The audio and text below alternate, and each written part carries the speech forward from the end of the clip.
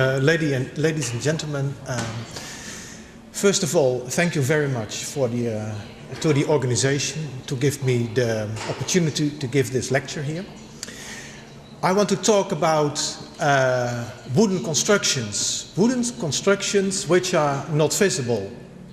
Wooden constructions, and then I'm talking about wooden foundations.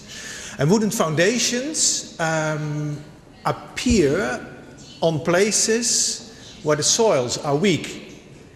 And places where soils are weak are often places which are fertile and of strategic importance. So wooden foundation gave people the opportunity to live on very strategic areas.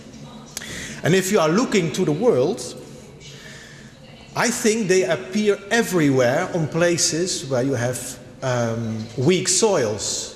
And I am not so familiar with China, and I didn't do any work in China regarding wooden foundations. But I did a brief literature survey, and I found that also in China there are some houses standing on wooden pilings, not fully under the ground, but partly under the ground. Back to the world, wooden foundations also appear in Bangladesh. They appear in India, where the Taj Mahal is standing on wooden foundation piles. And I read an article about the Taj Mahal, that they had some problems with the piles, and that they were standing on mahogany. I don't think that's correct, because mahogany, the trade of mahogany and the age of the Taj Mahal didn't fit together. Wooden foundation piles, they are also in America. For instance, under this church in Boston. And when we did some inspections and we looked to the wood, we saw that within 150 years about, the piles were almost totally sound, and they had only a small soft layer at the outside. My main working field is, of course, Europe. And if you are looking to Europe, we have many areas with weak soils. For instance, in Russia, in St. Petersburg, where many houses are standing on wooden piles like this church. In Sweden, they are having buildings on wooden foundation piles like the Parliament House, standing on 50,000 piles. And in Hamburg, Germany, those piles are used. For instance, here in an industrial area in the harbor of Hamburg.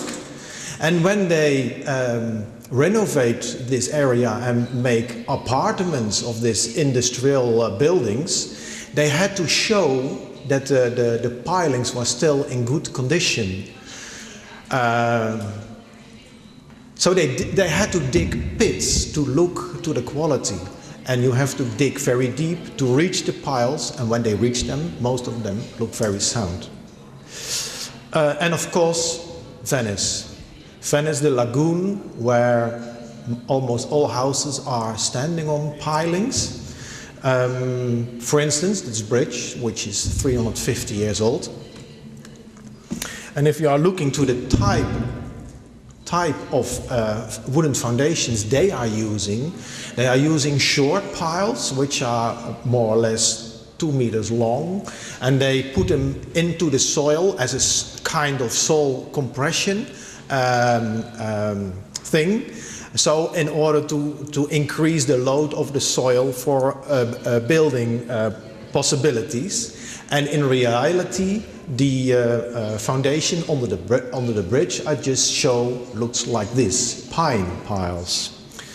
And then of course the Netherlands, actually that's my working field.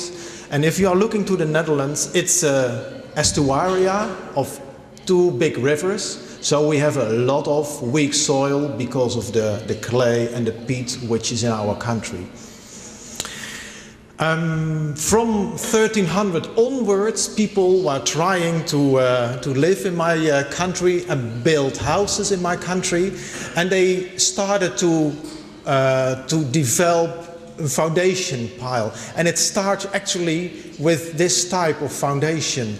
Horizontal beams on each other to increase the area where you can build your walls on. Later on, so that type of foundation was not enough to carry the houses. They are using a kind of foundation type which was similar to the one in Venice. So short piles, mostly of elder, 2 meters long, close together to increase the soil capacity. And an example of this foundation is found under this church in Monnikendam, which is 650 years old. And of course we are doing inspections, and if you are looking under the church, the pilings looks like this. And it was after 650 years still in good condition.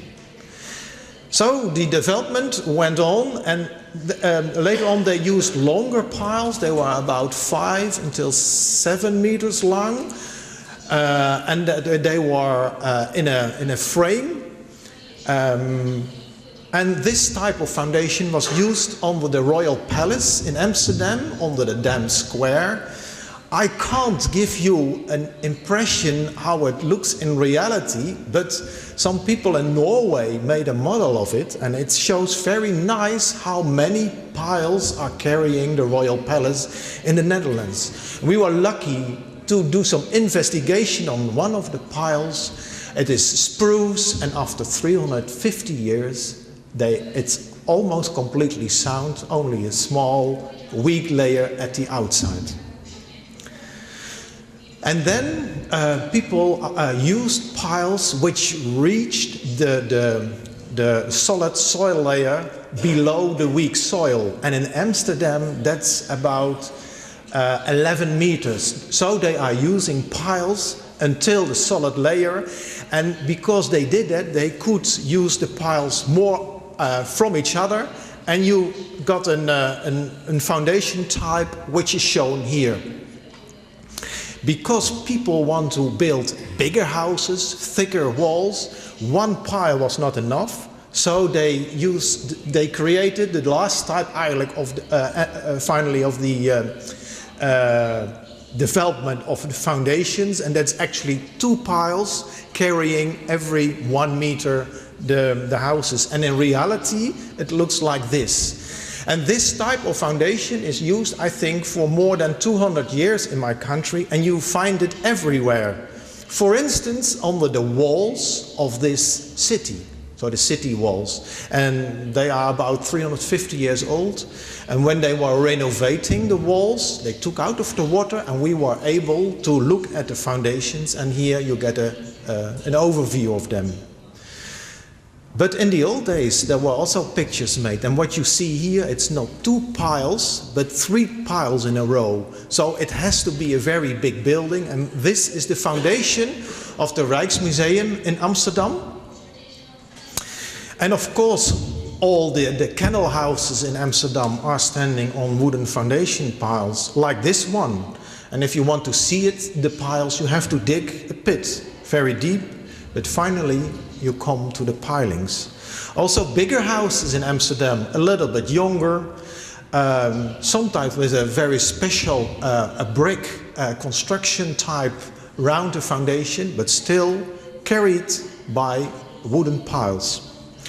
And also small houses like this one, 120 years old in Zaandam, are standing on wooden piles, and always the same constructions, 2 piles carrying part of the wall. And of course our quay walls in Amsterdam and Rotterdam and in many cities are standing on wooden piles. Normally you have to dive to inspect them, but if the weather is nice and the water is flat, you can look through the water and you can see the structure. And sometimes the water level is too low, which is not very good for the wood, but then you can see that it is actually a forest of stems standing on a quay wall. And then finally, in the 50s of last century, the last development of the system of the foundation construction was developed, and it's showed here. So it's a wooden pile, that's the under part, and then a concrete upper part, and above that you see the wall. And in practice, it looks like this. So this guy has already inserted a wooden pile. You see it's almost 50 centimeters above the ground. And on top of it, a concrete upper part is on the pile, and it's going deeper into the soil, protecting against too low water levels. And these type of foundation constructions you can see under this house, for instance, in Amsterdam, almost 80 years old. And you see here the connection between timber and concrete. So we use a lot of wooden piles under our buildings, and in many cases it's going very well, but there are threats. One of the threats is a too high load. And if you have a too high load, your building is going down. This is a picture which shows you that when the building is going down homogeneously, it shouldn't give any problems. You only have to adapt the level of the street using stairs in this case.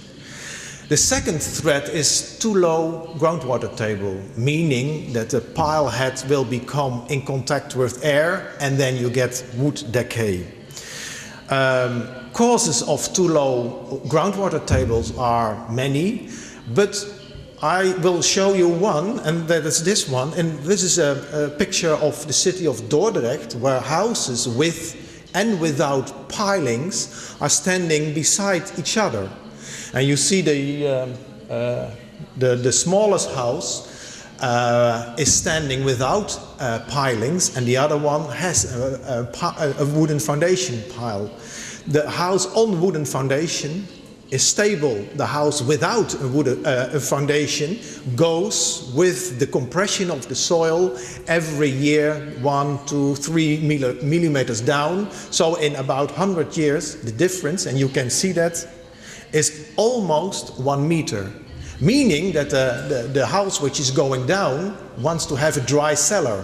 So the water level will go down, and the house with the pilings has its pile heads above the groundwater table, and they will decay.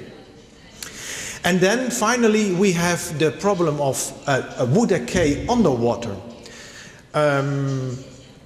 Some of the timber species are quite susceptible for them, like pine. And if we extract pine piles like these, they have a length of 6 meters and a diameter of 14 centimeters. They are totally degraded in the sapwood. So you can scratch the sapwood easily off, and it looks like this. So those houses are standing not on piles, but on broomsticks. So those threats cause a lot of problems, and those problems are shown here. So houses which are going down, not homogeneously, but parts going down more than other parts, causing cracking. But also it's impossible to open doors or to close doors or to open windows. And that's why we are doing in the Netherlands a lot of research. We are doing many foundation inspections. We're doing wood research with that. And because of all the research, there's a very active society in the Netherlands which are generating knowledge about the whole atmosphere around wooden foundation piles. My job, for instance, is to do some work on the process of wood decay underwater, causing by bacteria. That's the only slide I will show you of as a micro slide of wood. This is pine, which is heavily degraded by bacteria, which is a very typically pattern. And because of all the work we did, we understand the process of bacterial decay very well, and we have also developed methods for conservation. And those methods for conservation are also useful for protecting archaeological cultural heritage. Within wooden foundation piles, we are working with round, wet woods. Most of the strings numbers we have are related to sawn dry wood. So we are doing a lot of extra work to get more knowledge about the load capacity which can set on a wooden foundation pile. With all this knowledge, you can use wooden foundation piles still also in the actual world. And wood has some advantages, which is shown here, for instance. Wood is a very flexible and a light material. If you want to come with a concrete pile in this area, it's almost impossible because the roads are so small. And there's another advantage. Wood storage is a CO2 sink. And in the Netherlands there are several roads already which are founded on wooden foundation piles. So they are using the piles as a CO2 sink on the roads. So there are many opportunities, I think. So if you use wood wisely in a wooden foundation, so regarding strings and decay, you can make use of profit of the advantages. So wood is cheap. Wood is a flexible building material. Wood is a renewable building material. And wood is, of course, a CO2 sink. And therefore, in regard to the symposium, you can say wood is also good for foundations. But I think knowledge exchange is very important for that. Knowledge exchange we are doing in the Netherlands, but probably also in other parts of the world. And therefore, I think that this International Wood Cultural Society is a unique platform to exchange this knowledge. And I would be very grateful if there were chances to do one of the next meetings of this International Wood Cultural Society in Amsterdam, where we can show you all the beauty and the problems around wooden foundation piles. I thank you.